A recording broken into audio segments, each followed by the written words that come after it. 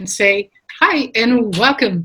I'm Iris Benrubi, your host, and today we are on building relationships in isolation, and I've got Randi Goodman. Welcome, Randi. How are you? Thank you for having me, Iris. Well, I'm thrilled to have you on, and let me tell our readers a little bit about you. You're a real estate professional with an 8-time international best-selling author and event producer whose love of business came from having a manufacturing company and producing a charity gala. You're an avid real estate investor, and you have 4 beautiful young men, and you love to support causes through everything that you do, including today. So thank you. Thank you. All right, let's jump right into this. What would be the first thing when we've been into this COVID for, I don't know, 4 months now, March, April, May, June, July. Yeah, good 4 months now. Things where we are here in Toronto are starting to lift. There's a little bit of opening up. But what have you noticed is maybe some of the core characteristics we need to not just survive this, but to thrive? Well, we definitely have to keep our mindset in the right place, that's for sure. And we have to be driven enough to want to achieve the goals that we had. So, like, I already worked at home, right? So it wasn't a transition for me that way. But for people that didn't work at home, and maybe now had to have smaller children at home, it's a huge change for them, right? And not necessarily a greatly positive one, especially when they had to help with homeschooling, and we are not trained to be school teachers, right? So it's, you really have to be positive. You have to be adaptable. I know it wasn't easy for everybody. The mindset definitely initially could have been pretty down, and people having to adjust, and not everybody was able to adjust. So, I can only speak for myself, where I'm lucky that I don't have an issue adapting to different situations. Even though I was already working at home, I couldn't go out and have meetings. I couldn't go show properties. I couldn't have my live 10th anniversary event that should have happened 10 days after COVID hit, right? So, we have to adjust, so the mindset is huge as far as, going forward. And also wanting to continue to achieve those goals and being adaptable or changeable onto how you did it. A lot of people did things in person. Now, how do we do it online? A lot of people didn't change to online, so they might be suffering a little more than the people who, adapted with the times basically and took to more online. I had to do more online networking. I do a live meetup every month. I took it to Zoom, right? But ended up having more people on it because more people can attend a Zoom than they can an in-person event, right?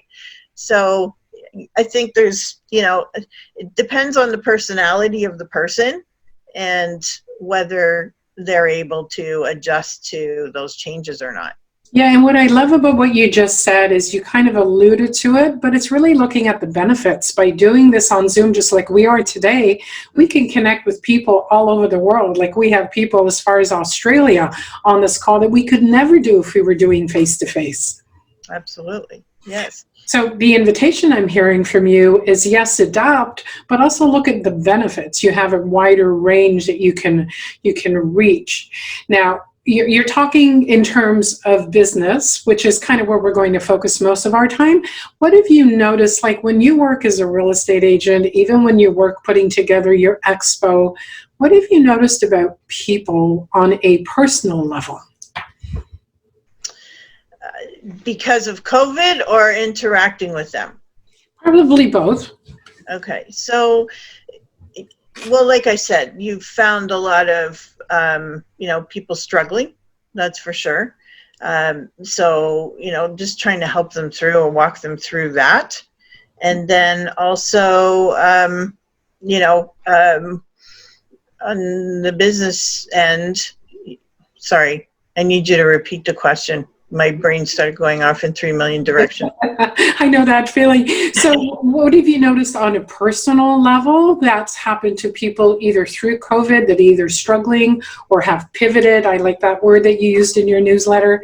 Just what have your personal observances, what have they been?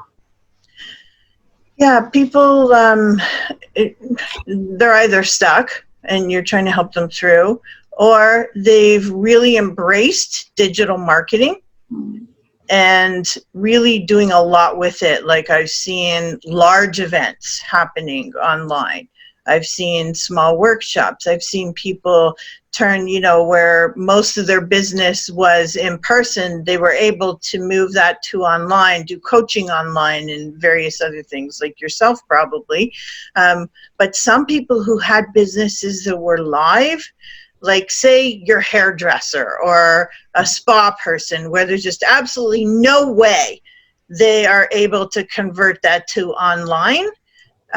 They've been creative in finding different kinds of businesses. Like maybe some people got into the PPE business, right?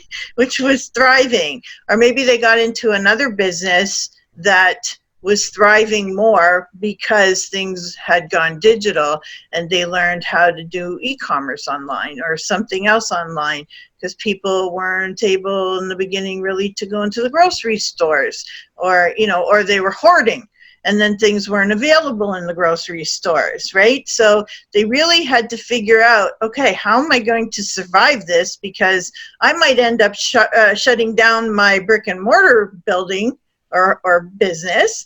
And then what am I going to do? Like I had a client who was looking for a space for a dojo, and through COVID, it had carried on a little too long, I guess, and he lost his motivation to open a dojo and decided, I'm not going to open it anymore.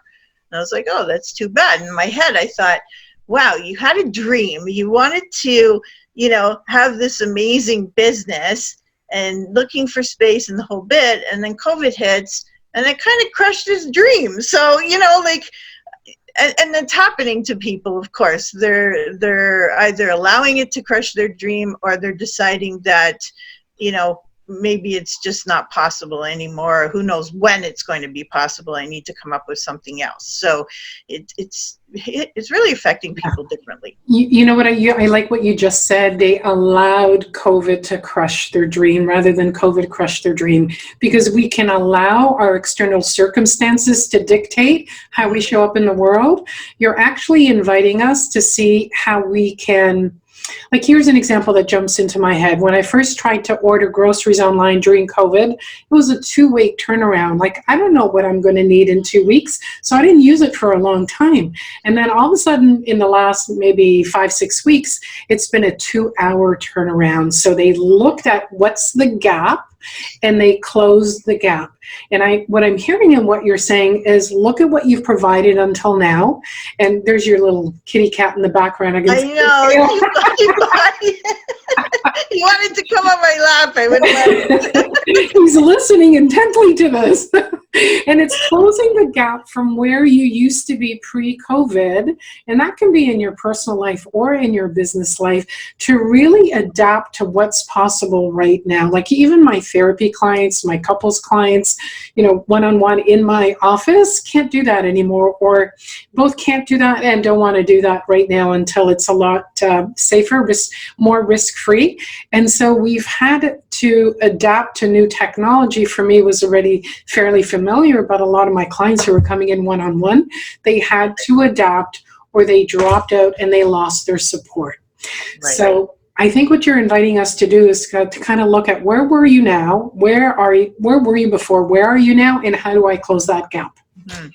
Yeah, I'll mention one other thing. I just thought of while you were talking, a great example is, when you're talking about grocery stores and that we couldn't go in, or there were no products to purchase if you did go in, I'm not going to name company names, but the big companies who are providing food delivery service or grocery delivery service. I had two kids of mine were doing grocery delivery and food delivery from restaurants. And they kind of moved over to the grocery delivery, and it was kind of fun. They could go spend an hour and a half grocery shopping and go and deliver those groceries. And it was pretty good money. Then all of a sudden, the company opened it up to like 300,000 people around the world who could take on this job, because all of a sudden COVID hit and people were scrambling to figure out, how do I make money? How am I going to pay my bills? I can't go into work. I'm not being paid. What am I going to do? And took on all these jobs. And my kids said, all of a sudden the jobs didn't even show up in the app anymore. Like, you couldn't even choose or fight to choose it because it went so fast it didn't show up. So, people, clearly people were adapting somehow in that regard, right? When they clued into, hey, holy, I can, deliver food for people and make money doing it. But they allowed the businesses to take on so many people to represent or deliver, that now the people who were doing it prior, they can't necessarily grab a job anymore because they're not coming available.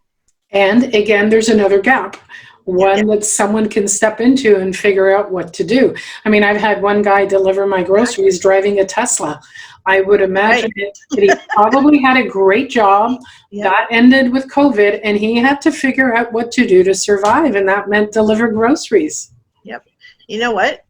And there's no shame to that. It's survival mode. How do we do this in a positive way? And getting creative and using your head instead of being stuck, like what you were talking about. Don't be stuck. Don't be, oh, woe is me, and I'm going to sit on the couch and eat bonbons and watch television. And we could easily all do that. But how can we be productive? How can we keep the momentum? How can we keep the cash flowing? What is it that we can do? And look at what's going on in the world. What does the world need? What does my neighbor need? Even if it's just a good gesture, I have say an old or disabled person, or somebody whose immune system is compromised, or has young children, may not be easy to get out. I mean, think of anybody, right? Or somebody who works full time, has no other health issues, but just can't get out.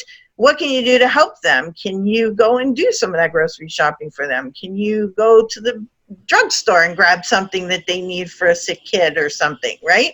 Like, how can you be productive, right? And positive in society and actually help people and be there for them. So there's lots of things that we can, start to think about that are possible, as opposed to being stuck.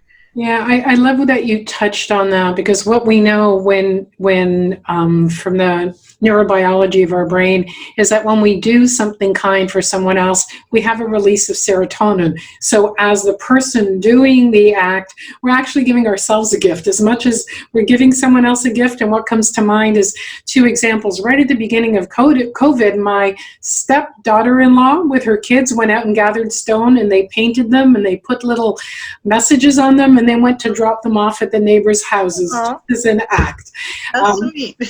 Walking here in the forest in Mill Pond, somebody used chalk and was putting smile, hop, skip, and as I was going down the path, I was doing all the activities. So it was an anonymous contribution, but it really made a difference. Right. And I call that mental income.